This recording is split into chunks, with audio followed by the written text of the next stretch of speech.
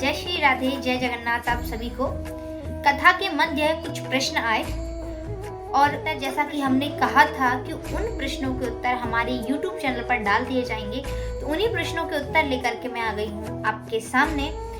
लेकिन उसके पहले क्षमा करिएगा, थोड़ी व्यस्तता के कारण आप तक ये वीडियो थोड़ा लेट पहुँच रहा है, तो इसलिए इसके लिए माफ़ी चाहूँगी। तो आइए बढ़ते हैं पहले प्रश्न की ओर। पहला प्रश्न था कि एकादशी के दिन चावल क्यों नहीं खाते, ना ही भगवान को चढ़ाते, ऐसा क्या कारण है? तो सबसे पहली बात, चावल कोई बुरी चीज़ नहीं है, अच्छी चीज़ है, सभी को खाना चाहिए। लेकिन एकादशी के दिन ही क्यों नहीं खाना चाहिए, ना ही भगवान को चढ़ाना चाहिए, इसका क्या कारण है? तो इससे पहले ये इस वीडियो को आप समझें और हमारे धर्म का प्रचार प्रसार करें। तो ये वीडियो थोड़ा सा लंबा हो सकता है, तो आशा है आप इस वीडियो को पूरा एंड तक देखें बिना स्किप किए। हमारे सनातन धर्म में पंचांग के अनुसार 11वीं तिथि को एकादशी तिथि कहते हैं और इस दिन भगवान विष्णु की आराधना, भगवान विष्णु की सेवा करनी चाहिए। अब बात आती है चावल की कि प्रभु को चावल क्यों अर्पित नहीं किए जाते, ना ही खाए जाते, इसका क्या कारण है? तो शास्त्रों के अनुसार एकादशी के दिन चावल खाना चढ़ाना वर्जित है, और जबकि द्वादशी के दिन चावल से ही व्रत का पारण किया जाता है। ऐसा क्यों है? इसके कई कारण हैं, तो बात करते हैं पहले शास्त्रीय कारण की। तो शास्त्र के अनुसार माँ भगवती के क्रोध से बचने के लिए महर्षि मेधा ने अपने योग बल से अपने शरीर को त्याग दिया, और जिस दिन ऐसा हुआ उस दिन एकादशी तिथि थी। मेधा का अर्थ है इंटेलिजेंस, बुद्धि।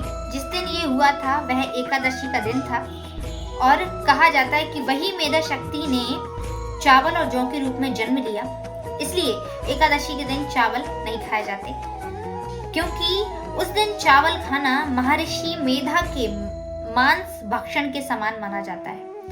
और जो चीज हम खा नहीं सकते वो भगवान को कैसे अर्पित कर सकते हैं, इसलिए एकादशी के दिन चावल नहीं खाना चाहिए।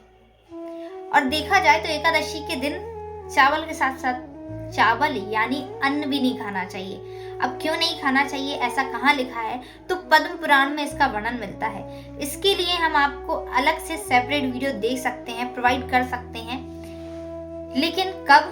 जब आप इस वीडियो को बहुत सारा प्यार देंगे, कमेंट्स करेंगे, शेयर करेंगे। तो आइए बात करते हैं शास्त्रीय दूसरे कारण की।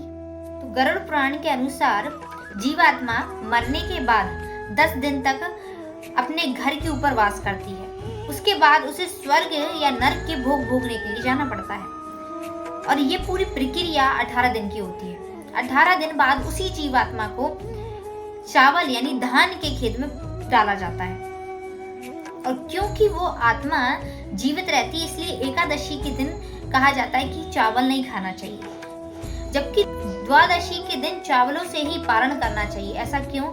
क्योंकि वो जीवात्मा जीवित है, इसलिए एकादशी के दिन नहीं खाना चाहिए।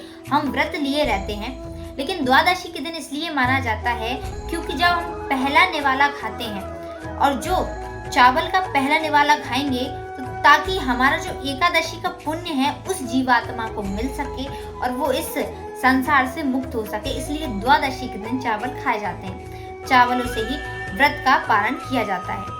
तो यही कारण है कि एकादशी के दिन चावल क्यों नहीं खाए जाते, ना ही भगवान को चढ़ाए जाते। अब बात आती है वैज्ञानिक कारण की। बात करते हैं वैज्ञानिक कारण की। चावल में 12% H2O यानी जल होता है।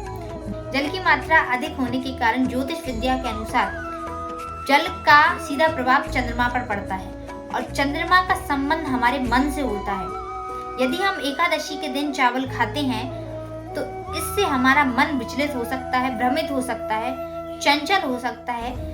इसी कारण हम एकादशी के दिन चावल नहीं खाते, ताकि हमारे व्रत में भंग ना पड़े, बाधा उत्पन्न ना हो। और व्रत ही नहीं, अपितु कोई भी यदि हम कार्य करते हैं, कोई भी कार्य को पूरा करने के लिए आगे बढ़ते हैं, उसके कारण भी हमारे मन के कारण, चंचल होने के कारण हम उस कार्य को नहीं कर सकते। इसलिए एकादशी के दिन चावल नहीं खाए जाते, और जो चीज़ हम खा नहीं सकते वो प्रभु को कैसे अर्पित कर सकते हैं?